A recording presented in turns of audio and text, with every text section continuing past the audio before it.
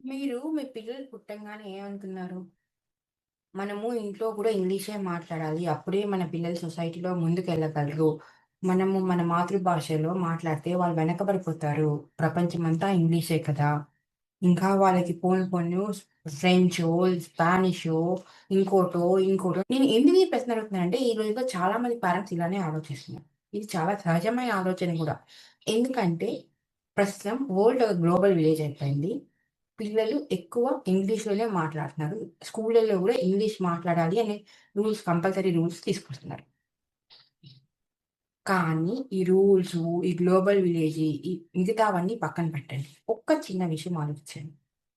పిల్లలతో మీరు మీ మాతృభాషలో మాట్లాడటం మూలంగా వాళ్ళ గ్రోత్ ఏమైనా ఆగిపోతుందా? ఎందుకని ఆగిపోతుంది?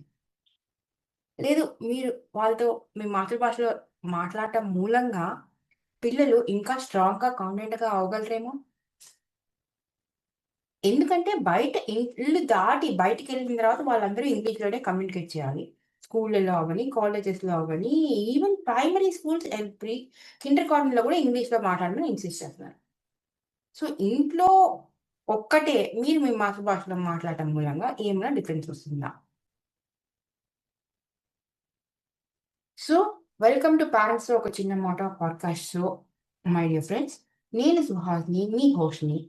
అండ్ మీకు తెలుసు ఈ పాడ్‌కాస్ట్ యొక్క ముఖ్య ఉద్దేశ్యం పిల్లల్ని మార్చడానికి కాదు, పేరెంట్స్‌గా మన ఆలోచనలో ఒక చిన్న స్పష్టతని తీసుకురావడానికి, ఒక చిన్న చేంజ్ తీసుకురావడానికి.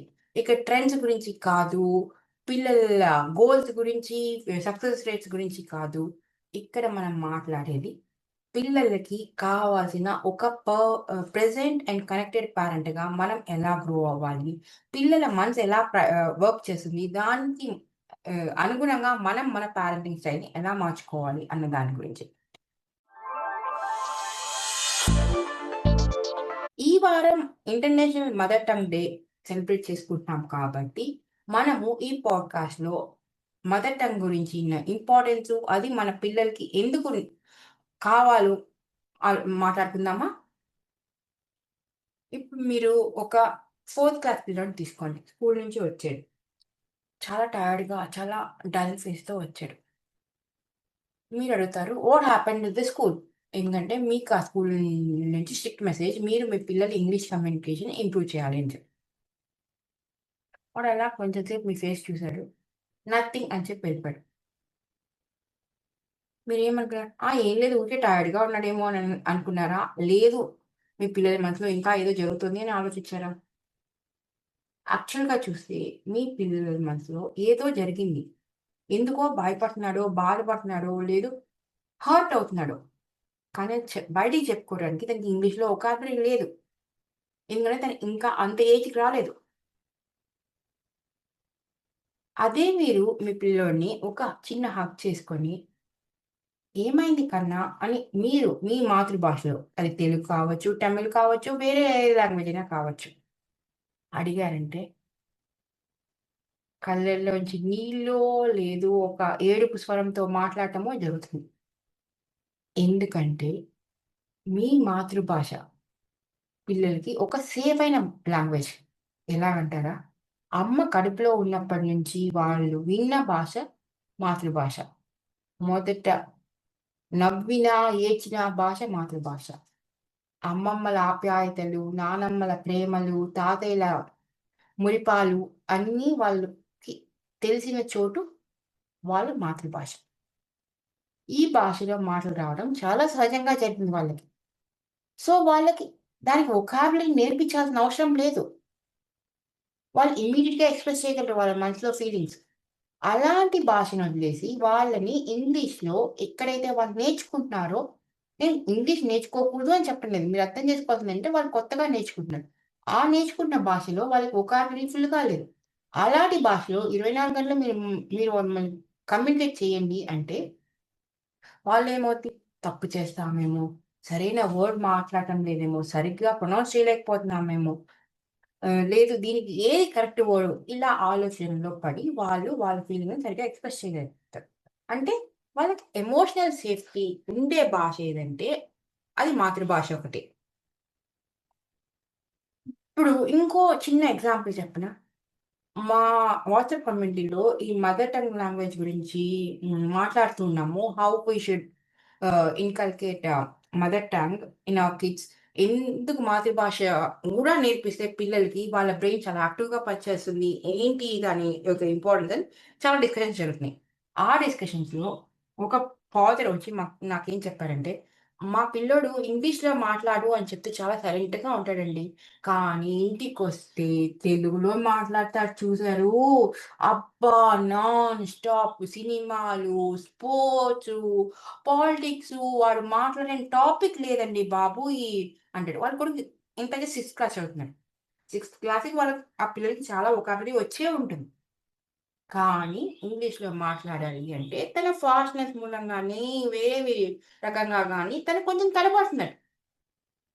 అదే తెలుగులో చాలా కంఫర్టబుల్ ఫీల్ అవుతున్నాడు. అంటే ఏంటి? తెలుగులో తనకి చాలా కాన్ఫిడెన్స్ ఉంది. ఆ పిల్లలకి మనము ఇంట్లో తెలుగులో మాట్లాడుకునే స్పేస్ ఇవ్వాలి. ఇంగ్లీష్ కమ్యూనికేషన్ ఇంప్రూవ్ చేయాలి. ఎందుకంటే వాళ్ళు ఫ్యూచర్‌లో సొసైటీలో ఆహ్, సక్సెస్ అవ్వడానికి.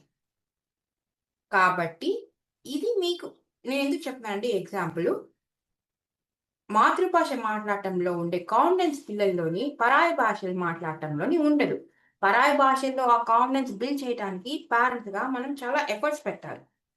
సో, మై డియర్ ఫ్రెండ్స్ తెలుగులో మాట్లాడడం లేదా మాతృభాషలో మాట్లాడటం అన్నది వాళ్ళ గ్రోత్‌ని, వాళ్ళ ప్రోగ్రెస్‌ని స్టాప్ చేయదు. వాళ్ళు కాన్ఫిడెంట్‌గా తయారవుతారు. ఎప్పుడైతే పిల్లలు కాన్ఫిడెంట్‌గా తయారవుతారో, ఆ కాన్ఫిడెన్స్ వాళ్ళని కొత్త లాంగ్వేజ్‌లు నేర్చుకునేటట్టు చేస్తది. ప్రపంచంలో ధైర్యంగా ముందుకు నడిపిస్తుంది.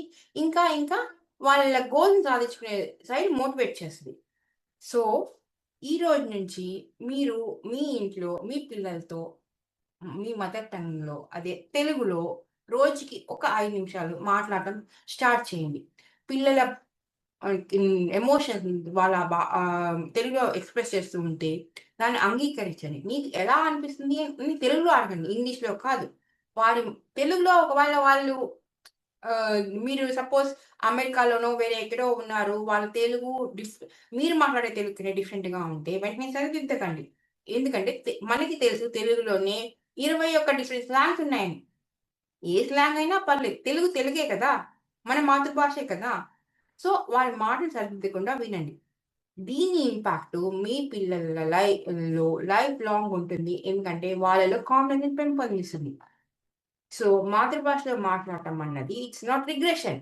అది మన సక్సెస్‌కి తొలి మెట్టు అని ఎప్పుడైతే మనం అర్థం చేసుకుంటామో, అప్పుడే మన పిల్లల భవిష్యత్తుకి మనం హెల్ప్ చేయగలిసిన వాళ్ళం అవుతాం. ఈ ఎపిసోడ్ మీ మనసుకి తాకింది అంటే ప్లీజ్ మీ పిల్లలతో తెలుగులో మాట్లాడటం స్టార్ట్ చేయండి.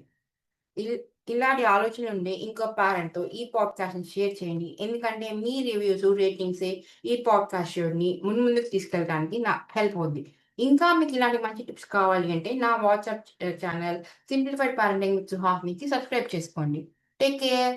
సైనింగ్ ఆఫ్ మీ సుహాసిని. వచ్చే వారం ఇంకా సరికొత్త ఎపిసోడ్‌తో కలుసుకుందాం. Take care.